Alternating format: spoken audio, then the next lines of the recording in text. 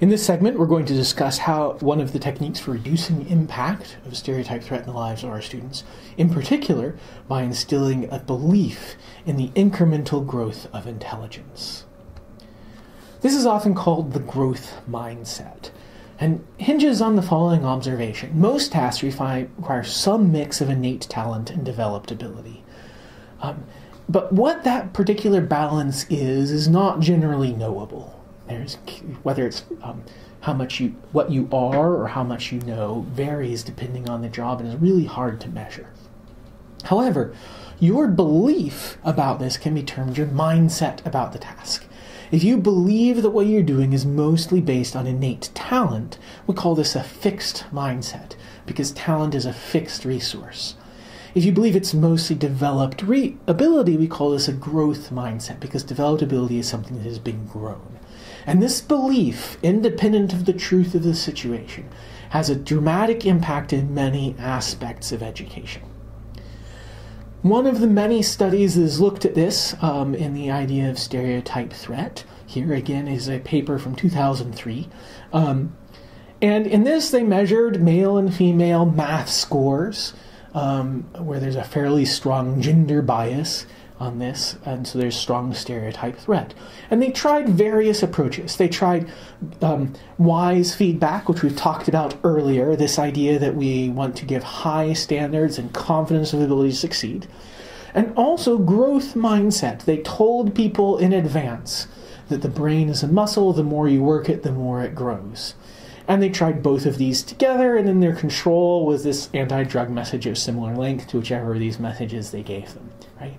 And they saw that either one of these would have a dramatic impact in reducing the gender gap.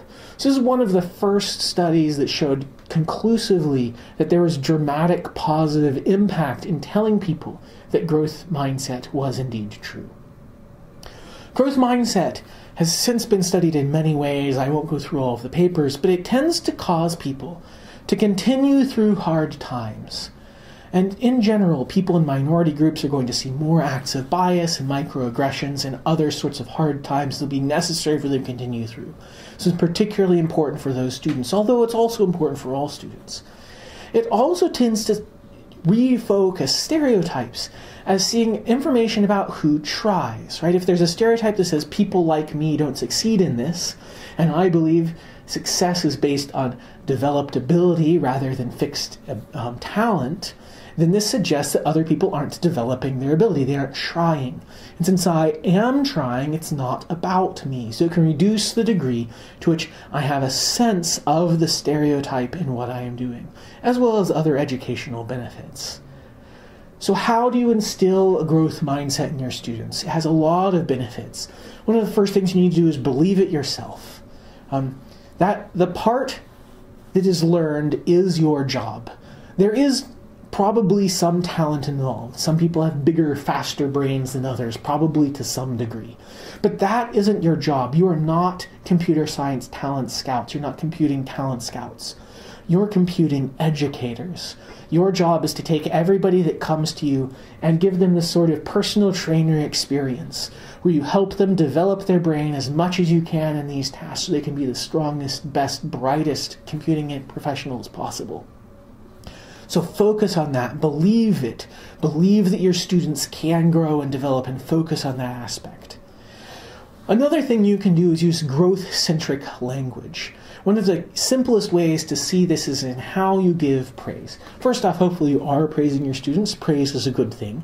But how do you praise? Do you tell your students you are smart? This fixed mindset attribution of saying who they are? Or do you say, you've learned, you've done, you've grown, you've become so much more. You've developed so wildly. This growth mindset message.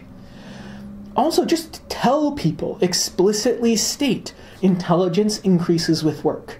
You don't understand it now, but you will. You understand more now than you used to. By telling people there is growth mindset, by using growth-centric language in how we communicate, and by believing ourselves that people grow in their intelligence, we're going to help people focus on the portion of the task that is developed, and this can reduce the impact of stereotype threat as they focus on their effort rather than on their identity and character.